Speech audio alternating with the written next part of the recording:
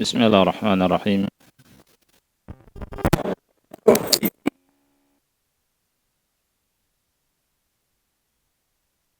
Nahmaduhu wa nasta'inuhu wa nastaghfiruh wa na'udzu min sayyiati a'malina.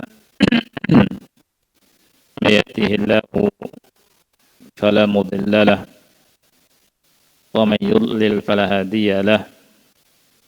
Asyhadu an la ilaha illallah wahdahu la syarika lahu wa asyhadu anna Muhammadan abduhu wa rasuluh. Ya ayyuhalladzina amanu taqullaha haqqa tuqatih wa la tamutunna illa wa antum muslimun. Ya ayyuhan nasu taqu rabbakum alladzi khalaqakum min nafsin wahidah wa khalaqa minha zawjaha wa batha minhuma rijalan katsiran wa nisaa'a wattaqullaha alladzi tasaaluna bihi wal arham. Innallaha kana 'alaikum raqiba. Ya ayyuhalladzina amanu taqullaha wa qulu qawlan sadida yuslih lakum a'malakum wa yaghfir lakum dhunubakum wa may yuti'illaha wa rasulahu faqad faza fawzan 'azima.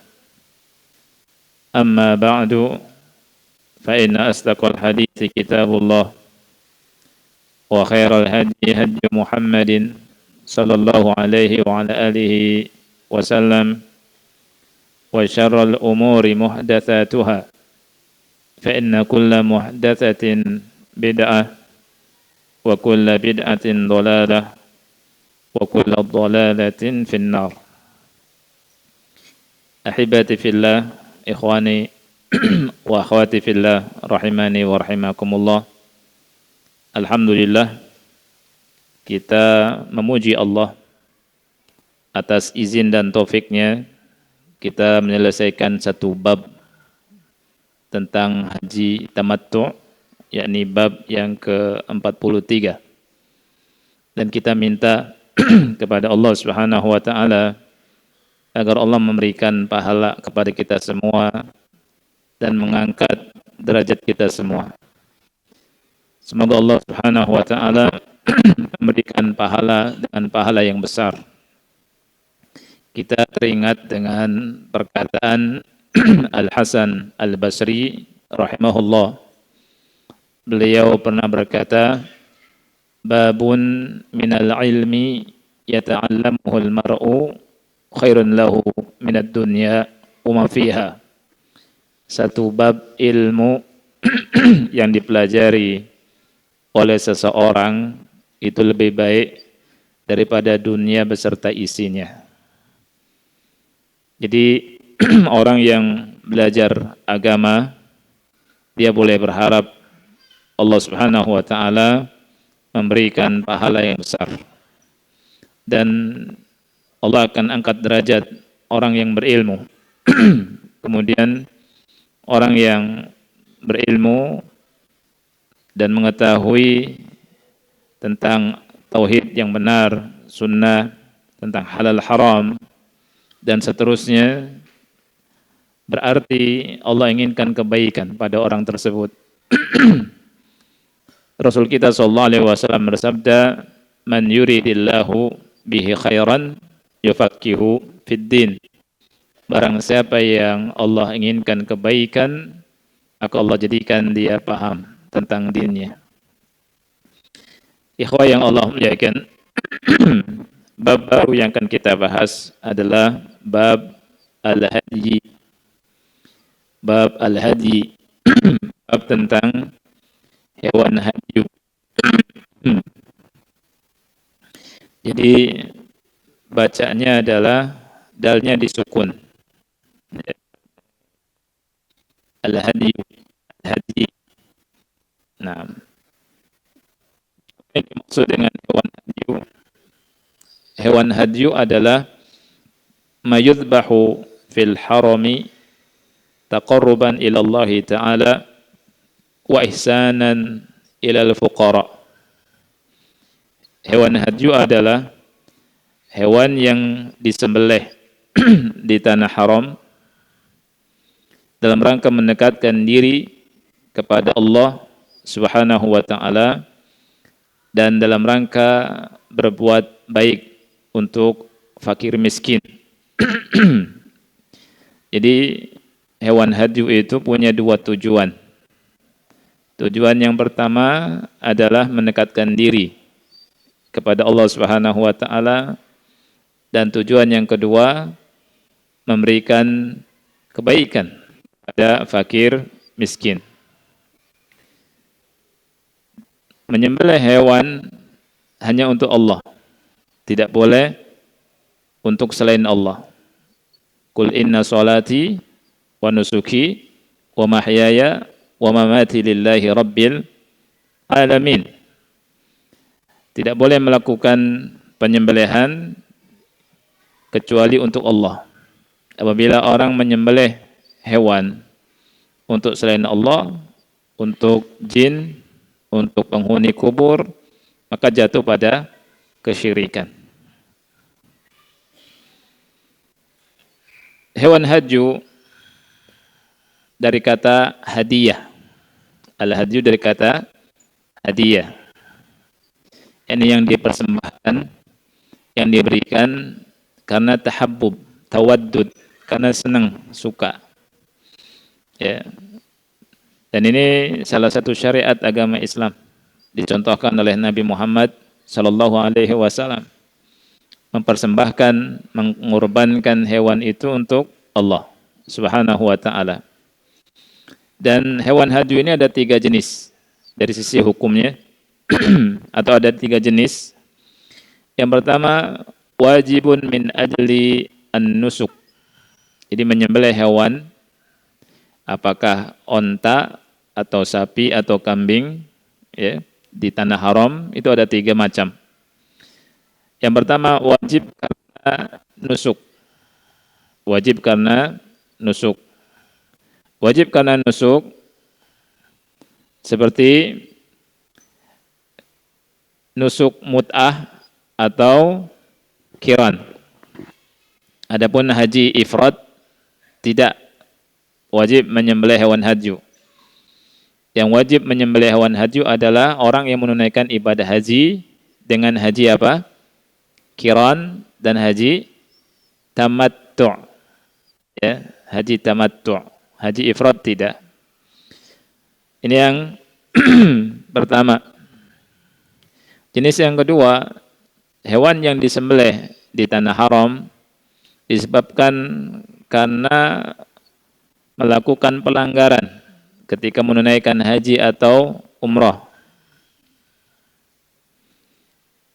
Seperti misalkan melakukan pelanggaran atau meninggalkan kewajiban yang mestinya ihram dari mikot, dia lewat mikot, tidak bisa kembali. Nah, dia menyembelih hewan namanya fidyah. Ini nyembelih hewan apa? Sama-sama menyembelih kambing atau sejenisnya. Ya.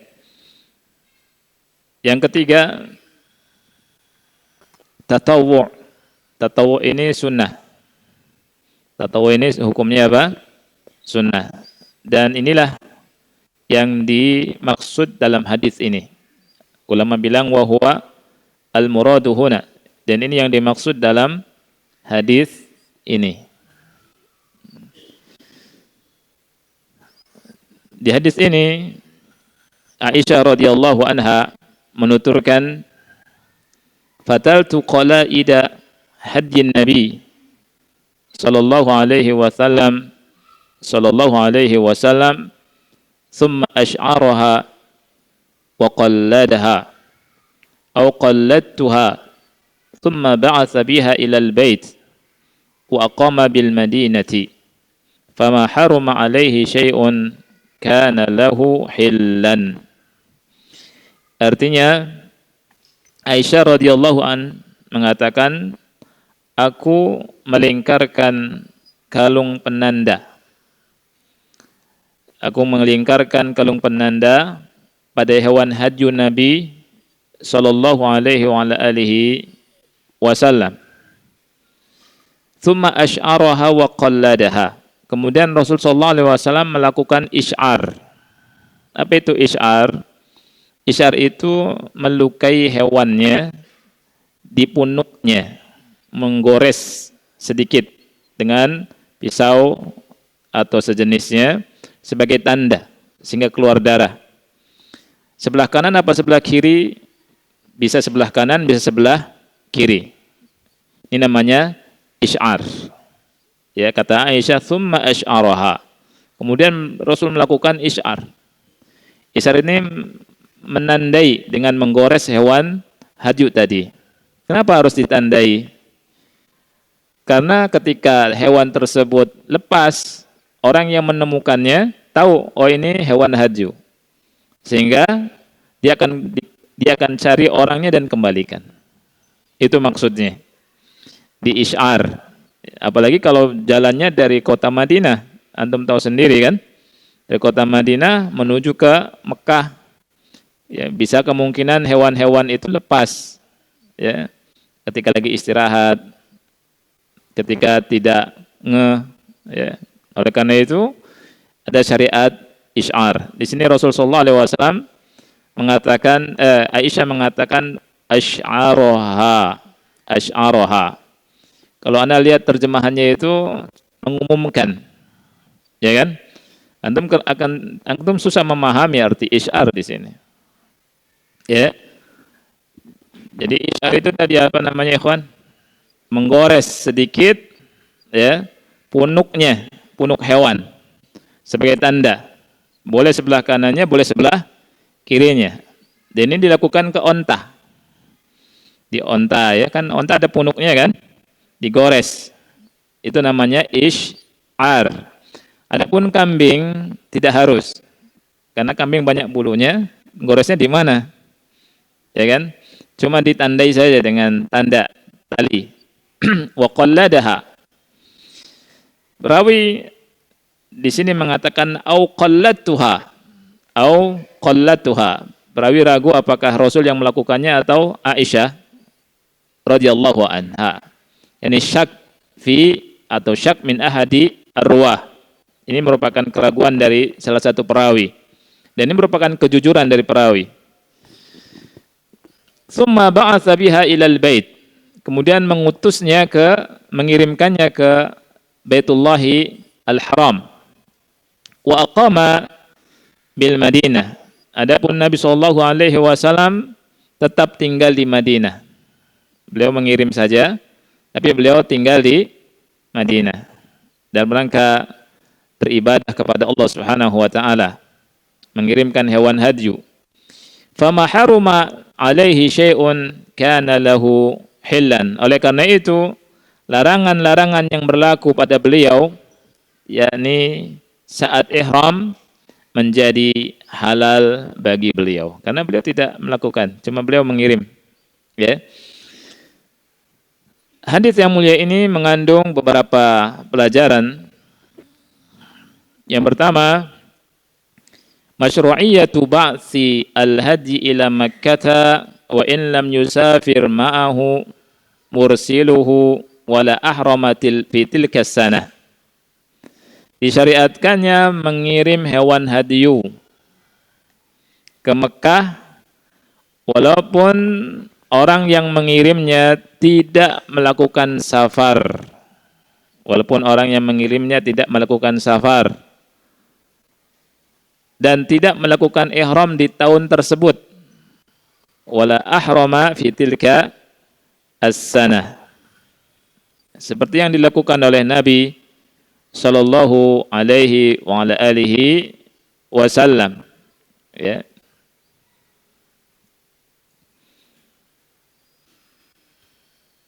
Ini faedah yang pertama atau fikih yang pertama dari hadis yang mulia ini. Berikutnya, masyru'iyatu taqlidil hadyi. Disyariatkannya mengalungkan hewan hadyu dengan kalung tertentu. Sebagai apa? penanda, ya, sebagai penanda. Jadi kalau ngalungi hewan hadyu, ini hukumnya boleh, ya. Mengalungi binatang boleh, tidak ada larangan. Yang larangan itu adalah laki-laki pakai kalung, nggak ada itu. Yang pakai kalung perempuan, ya.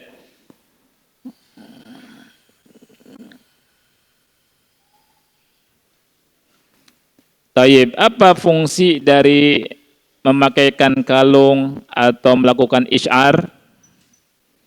Supaya kalau hilang, kalau lepas dan ada yang menemukannya, yang menemukan ini tahu bahwa ini hewan hadyu. Dia tidak boleh untuk mengambilnya.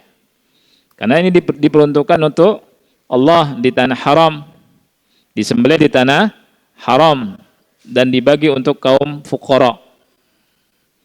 Ini maksud dari mengalungkan atau melakukan isyar pada hewan hadyu.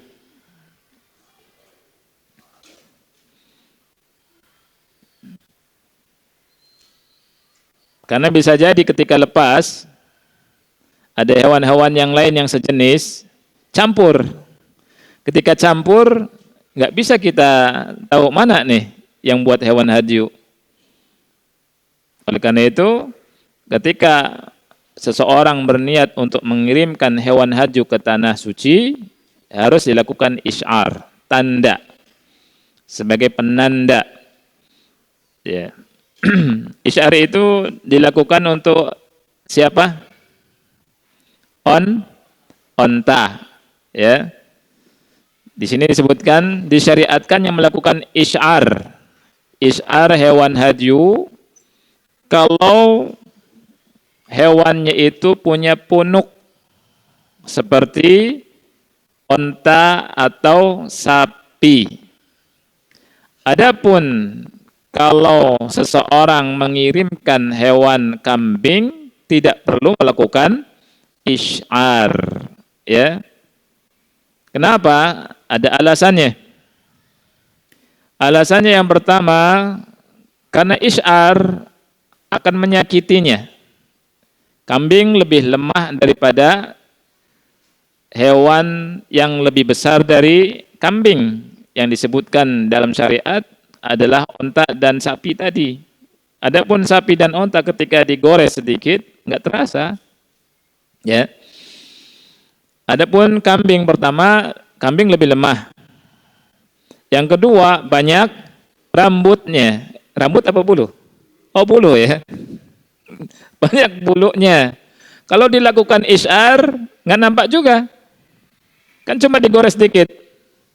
Digores. Kalau dilakukan isyar, tertutup lagi sama bulu-bulunya. Nah, ini. Jadi isyar dilakukan untuk hewan yang punya punuk. Yang dimaksud adalah onta dan sapi. Ya. Faedah yang keempat. Yang ketiga, empat. Coba, satu, disyariatkannya apa? Mengirim hewan hadyu. Yang kedua, disyariatkannya apa? Ngalung. Yang ketiga, disyariatkannya melakukan isyar. Nah, itu. Nggak apa-apa sih kalau antum mau gabung, nggak apa-apa. Ya. Nah. Yang keempat. Jadi, ana mengikuti apa yang disebutkan di sini karena supaya ngerti arti isyar. Karena saya lihat terjemahannya cuma menerjemahkan, cuma mengumumkan. Anda lihat beberapa terjemahan di yang antum pegang itu harus diluruskan beberapanya karena takut salah pengertian. Termasuk ini, ya, termasuk hal ini. Karena kita harus jeli memahami fikih. Kemudian yang keempat, jawazu fi'li ma yu'lim al-hayawana lil maslahah. Bolehnya melakukan sesuatu yang sedikit membuat sakit dengan menggoreskan di hewan haju dalam rangka untuk kemaslahatan. Dalam rangka untuk apa? Kemaslahatan. Kalau tidak ada maslahatnya tidak boleh, haram. Ya. Antum tiba-tiba gores sedikit hewan. Itu. Menyakiti hewan enggak boleh walaupun hewan, ya. Kan saat nanti juga mau disembelih. Iya, tapi jangan disakiti. Enggak boleh. Kan Rasulullah SAW bilang, "Idza qataltum fa ahsinu al-qitlah, wa idza dzabhtum fa ahsinu adz-dzibha." Kalau kamu mau membunuh, bunuh dengan cara yang bagus. Kalau mau menyembelih, nyembelih dengan cara yang bagus. Di Islam ini, Masya Allah. Makanya Islam itu betul rahmatan lil alamin. Islam itu rahmat untuk alam semesta.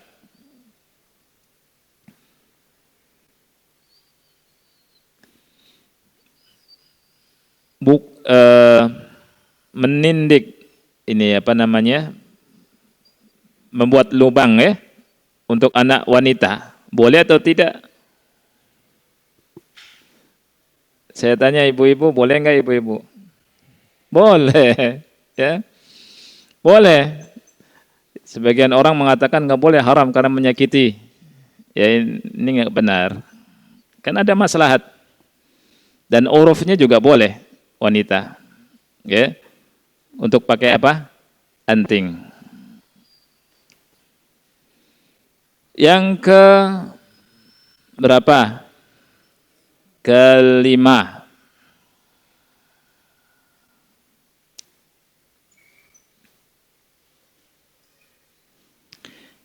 Saya loncat langsung ke faedah yang ketujuh, yang kelima, tapi antum kelima ya. Kamalu karamin Nabi sallallahu alaihi wasallam wa ta'zimihi li sya'airillah.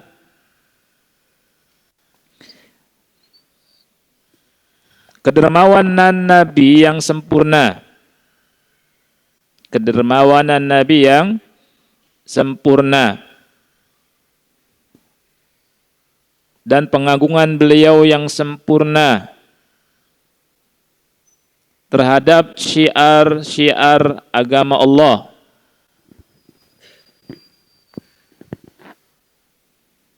Di mana Nabi sallallahu alaihi wasallam mengirim hewan hadyu ke Mekah, walaupun di tahun itu Rasul tidak ingin melakukannya, tidak melakukan ibadah haji. Di tahun 9 Hijriah Rasul haji tidak, karena namanya Amul Wufud. Ketika Makkah terbuka, dimenangkan dan dibuka sama Nabi SAW, banyak orang masuk Islam berbondong-bondong datang ke Madinah untuk belajar agama Islam. Karena sebuah kemaslahatan yang besar, Nabi SAW menunggu di Madinah. Amul Wufud. Dan Rasulullah SAW tidak melakukan ibadah haji. Ya, sebagian sahabat berangkat dalam rangka mengumumkan dengan pengumuman yang sangat terkenal, ya kan? Habis tahun ini enggak boleh orang musyrik haji. Dan tidak boleh ada yang tawaf dalam keadaan telanjang. Nah, itu.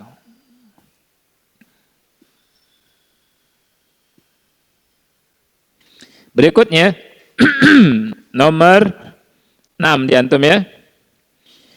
Jawazu istikhdamir rajuli zaujatahu bima tajri bihil adah.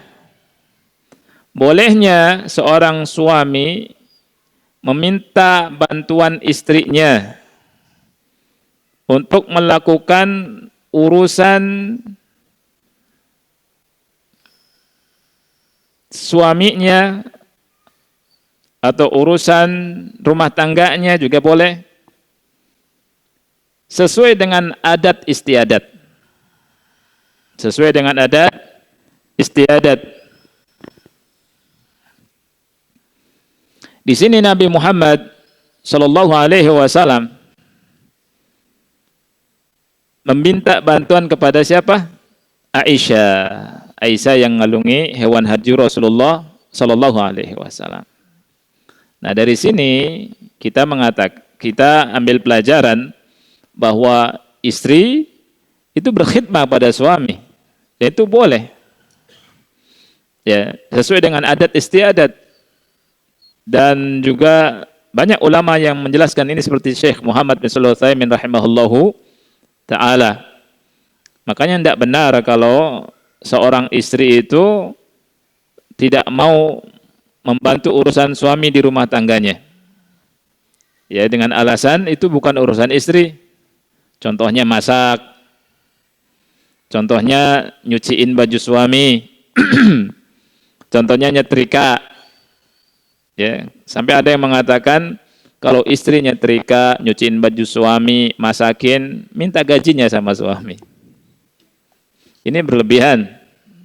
Ya. Ini berlebihan, tidak benar, kurang tepat. Nah.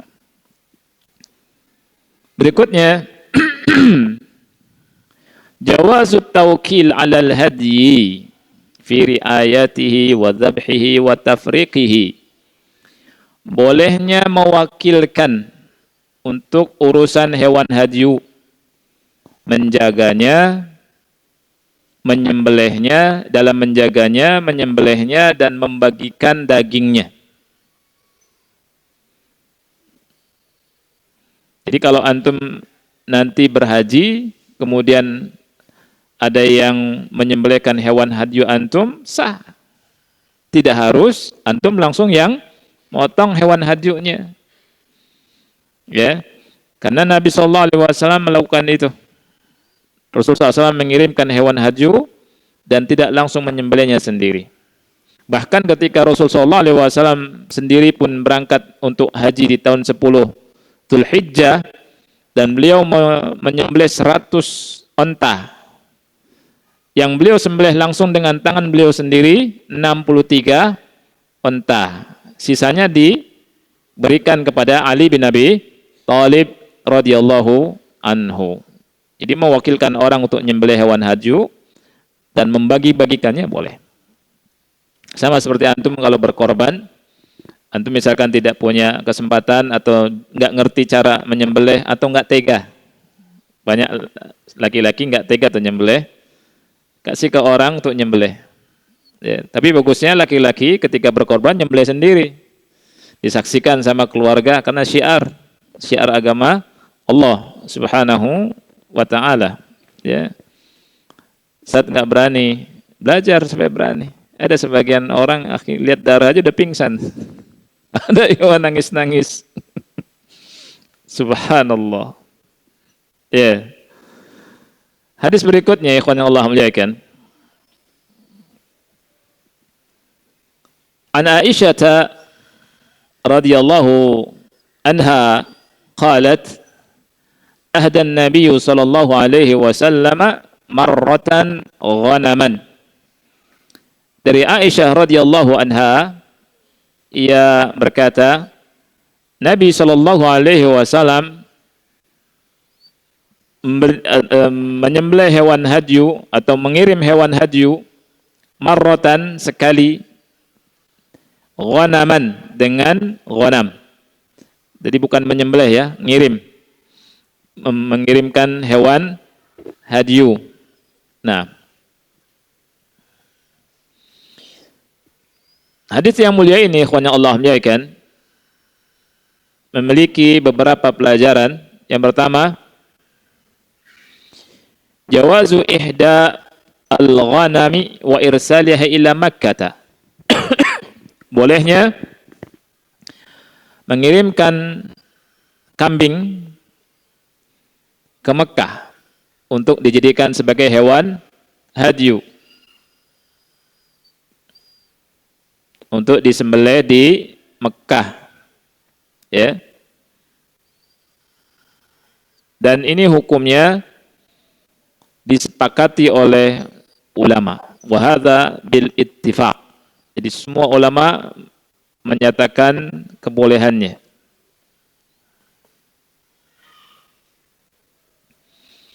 Berikutnya yang kedua, jawazu taqlidil ghanam. Bolehnya mengalungkan Gaulnya mengalungi ya, mengalungi kambing dengan maksud sebagai tanda sebagai hewan hadyu, untuk hewan hadyu.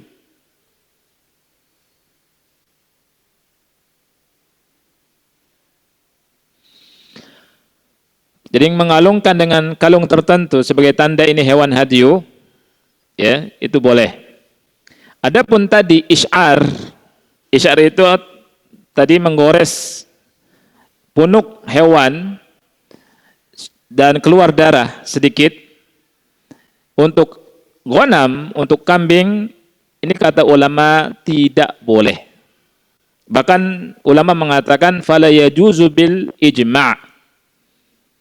Sepakat ulama menyatakan tidak boleh kambing di isyar dengan dua alasan yang tadi saya sebutkan. Yang pertama, kambing lemah, ya, lebih lemah daripada onta dan sapi. Yang kedua, banyak bulu. Banyak apa? Bulu, sehingga isyarnya juga tertutup dengan bulu. Ini dua alasan kenapa kambing tidak boleh dilakukan isyar. Ya, tadi isyar apa tadi? Menggores punuk hewan.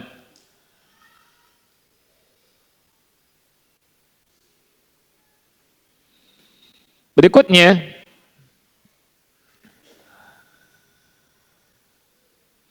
anna aktsara ihda'in nabi sallallahu alaihi wasallam kana min ghairil ghanam. Hewan hadyunya Nabi sallallahu alaihi wasallam kebanyakan selain kambing. Karena di sini disebutkan bahwa Rasul sallallahu alaihi wasallam mengirimkan hewan hadyu dengan kambing berapa kali? Sekali. Sisanya selain kambing. Ya.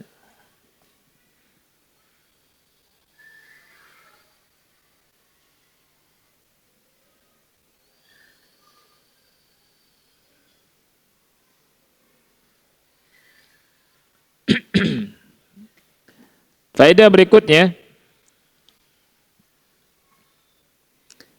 qabulu khabaril mar'ah, diterimanya kabar wanita, diterimanya kabar atau hadis yang disampaikan oleh wanita. Di sini yang menyampaikannya siapa? Aisyah radhiyallahu anha. Dan ini muttafaqun alaihi indal ulama. Ini disepakati oleh semua ulama. Hadis berikutnya, an Abi Hurairah radhiyallahu anhu anna Nabi Allah sallallahu alaihi wasallam ra'a rajulan yasuqu badanah.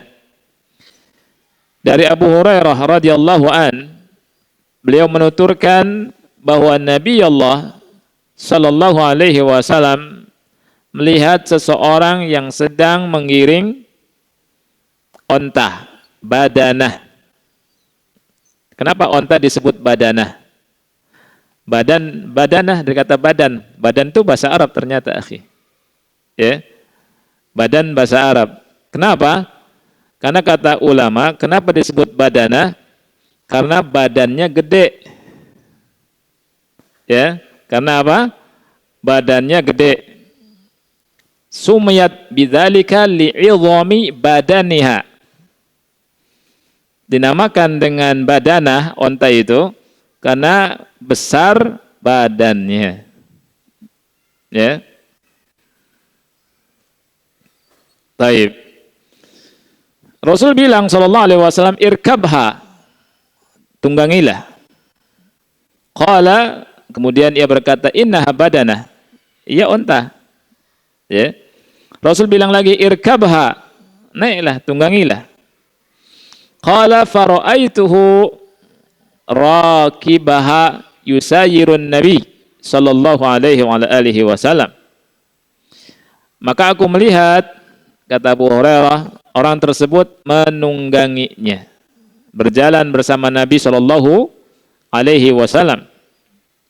Wa fil lafdhin, dalam lafaz yang lain, qala fi tsaniyah, ia berkata di yang kedua kalinya, awis tsalitsah, atau yang ketiga kalinya, irkabha, naiklah, wailak atau waihak, celaka Anda. Ya. Hadis yang mulia ini, ikhwan yang Allah muliakan, ada beberapa pelajaran. Yang pertama, masyru'iyatu ihda'il ibil, disyariatkannya menghadiahkan onta, disyariatkannya mengirimkan hewan hadyu berupa onta. Kenapa? Kata ulama, wahiyya afdalu min ghairiha, karena lebih utama dari selainnya. Kenapa lebih utama?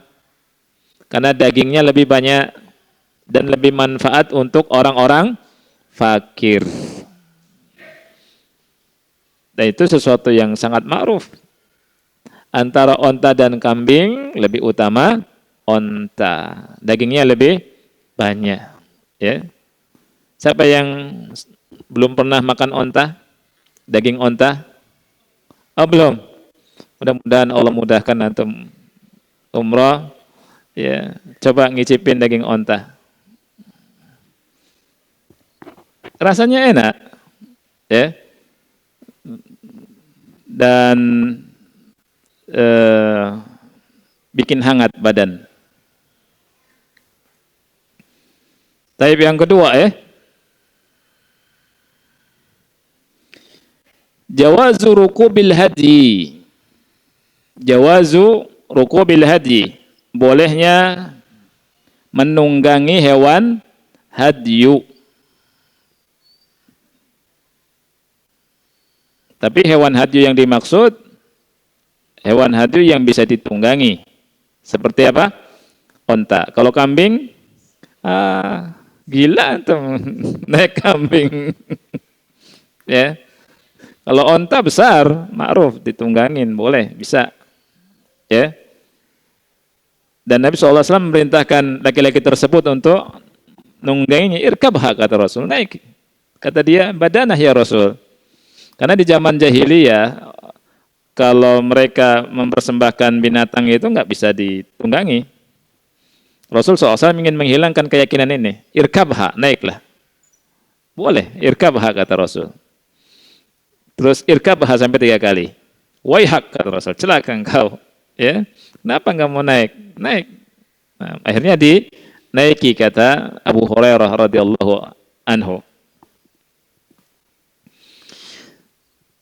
Ini faedah yang kedua, ya. Bolehnya menunggangi hewan hadyu. Ikhtilafnya tidak ana sebutkan, ya, karena ada perbedaan pendapat ulama tentang masalah ini.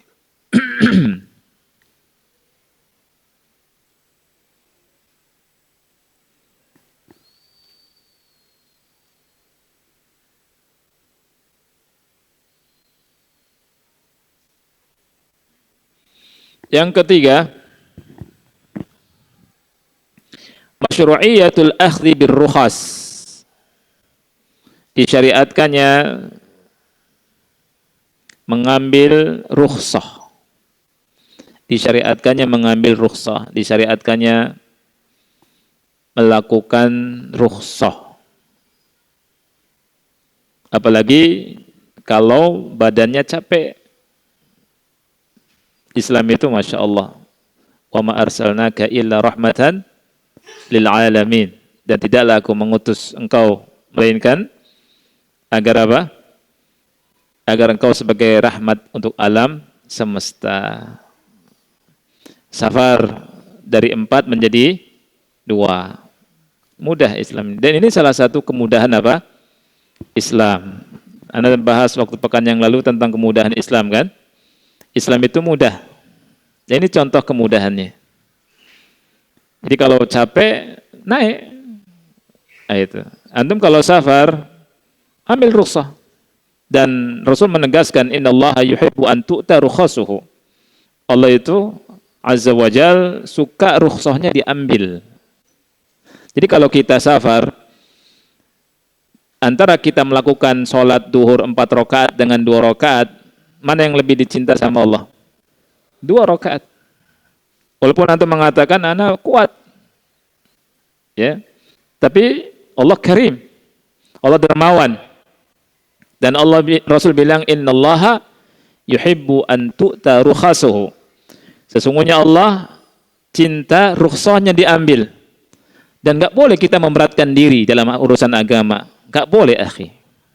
Karena Rasulullah SAW bersabda innad dina yusrun, sesungguhnya agama itu mudah. Dan Rasul bilang walan yushadad din ahadun illa ghalabah. Tidak ada seorang pun yang memberat-beratkan dirinya mengamalkan agama Islam ini, melainkan pasti kalah. Pasti kalah. Ini rahasianya kenapa orang yang belajar agama sebagiannya berguguran. Di antaranya karena memberatkan dirinya. Ketika seseorang itu bersemangat, ya, maka hendaknya disesuaikan dengan sunnah dan tidak boleh berlebihan. Pasti kalah. Berapa banyak orang yang hijrah berguguran karena kadang berlebihan. Pasti kalah. Pasti. Itu. Makanya Rasulullah SAW itu tidak menyetujui orang yang gulu. Rasul bilang halakal mutanatti'un. Binasalah orang yang berlebihan.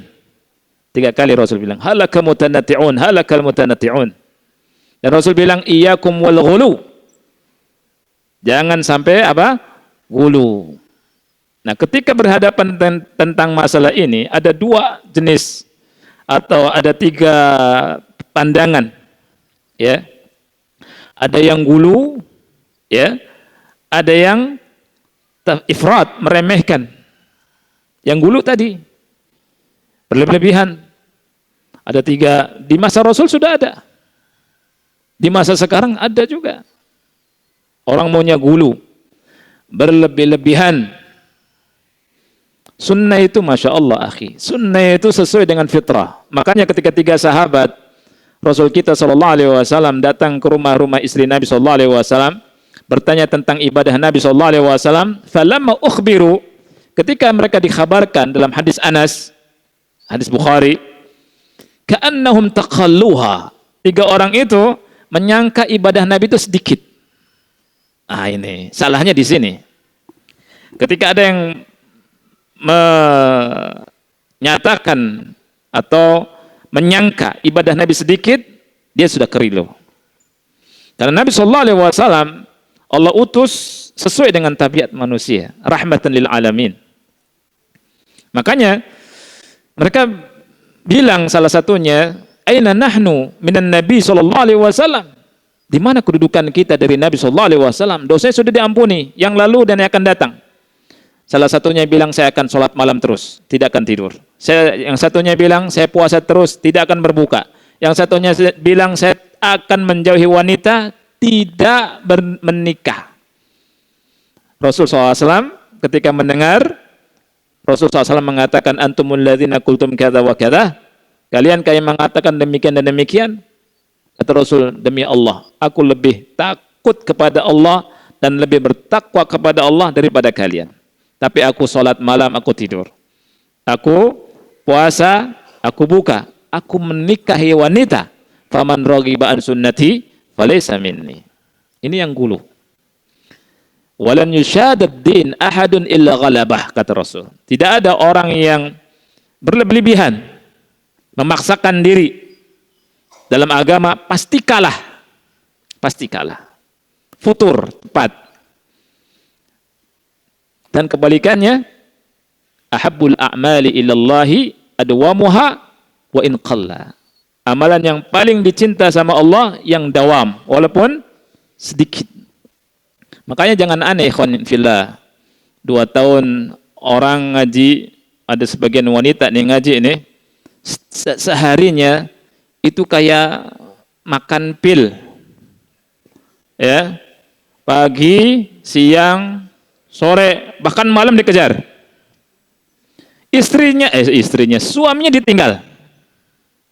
Ini gulu. Ini wanita-wanita semacam ini nggak lama ngaji. Lihat aja nggak lama ngaji. Ya, habis itu hilang dari peredaran. Karena bukan begitu ngaji. Ya, tidak seperti itu. Nah, wallahu a'lam bishawab. Sudah adzan belum, akhi? 1 menit lagi. Nah, ini yang gulu ya. Di sisi lain, yang berhadapan dengan yang gulu, apa tuh? Yang meremehkan. Ada nih, yang kelompok orang yang bermudah-mudah masuk ke orang lagi sakit, mengunjungi orang sakit, kamu sakit? Iya, anak sakit. Di rumah sakit. Agama mudah. Nggak usah sholat Anda. Agama mudah. Inna dina yusrun. Subhanallah. Agama mudah. Nggak sholat, nggak apa-apa. Ya, padahal yang namanya mudah itu harus diikat dengan apa? Dengan syariat. Ya, bukan mudah dengan hawa nafsu. Insyaallah kita lanjutkan. Insyaallah. Nah, wassalamualaikum warahmatullahi wabarakatuh Muhammad wa ala alihi wa sahbihi wa barak wasallam.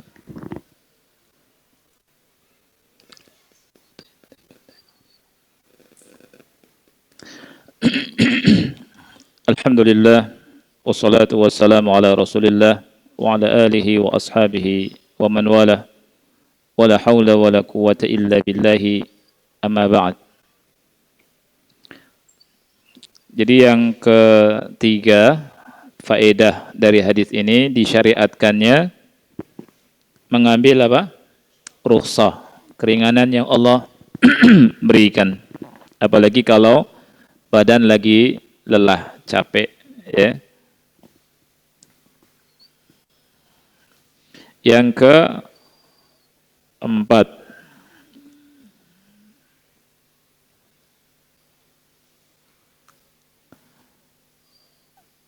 al-mubadarah biqabulil amri, bersegera menerima perintah.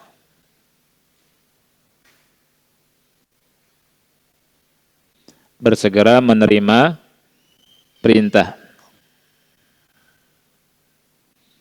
Jadi kalau diperintah, maka segera kita melakukannya. Ya.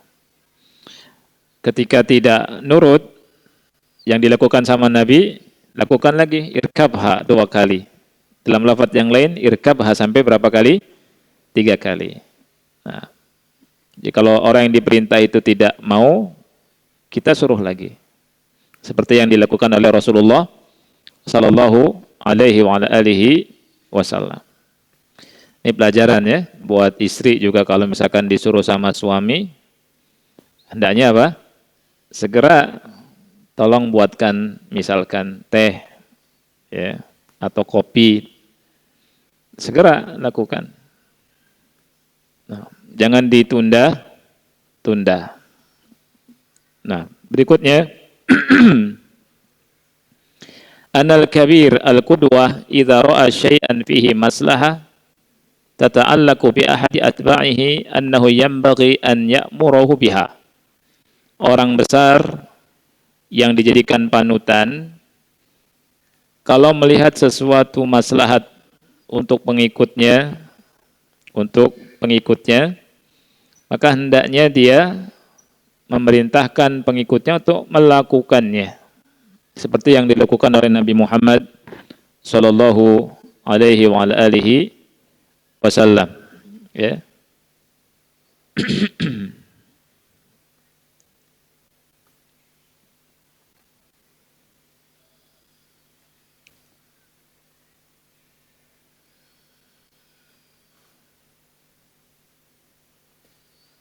Nah, Ana kira cukup bahasan kita, mudah-mudahan manfaat.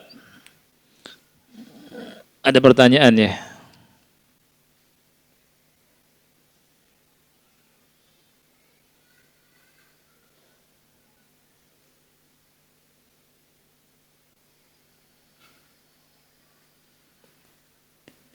Baik. Assalamualaikum Ustadz. Waalaikumsalam. Semoga Ustadz selalu diberkahi dan sehat selalu. Amin. Begitu juga antum. Saya mau bertanya, apakah hukumnya pindah rumah pakai selamatan? Nah, ini mesti diperinci, ikhwan ya. Pindah rumah pakai selamatan. Taib.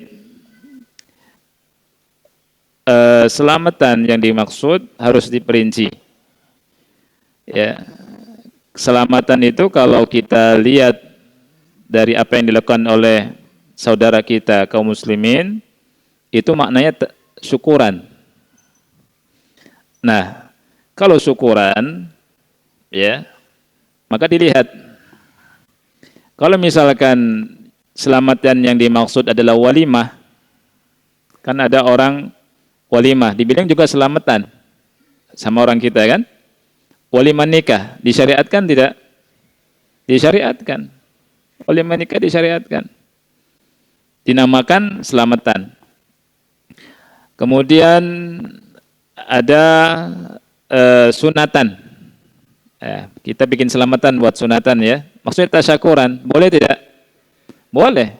Ada fatwanya Syekh Muhammad bin Shalih Al-Utsaimin rahimahullahu taala, kalau antum menyunat anak antum, ya, maka boleh. Atau antum mau disunat 2 kali. Jadi boleh selamatan. Ya. Kalau maksudnya adalah syukuran. Ya. Tapi dilihat acaranya. Nah, ini penting. Kalau acaranya ngundang makan-makan, syukuran, tidak ada ritual tertentu, tidak mengapa. Hatta pindahan rumah. Misalkan pindahan rumah, ya, salah satu di antara antum punya rumah baru. Ini rumah udah bosan dipakai nih, katanya. Dikasih buat rumah Quran misalkan. Antum pindah ke rumah baru, Masya Allah. Kemudian ngundang untuk selamatan, makan-makan, kemudian duduk, ya, habis makan bubar, antum dalam rangka apa? Syukuran. Ini mubah, boleh, ya.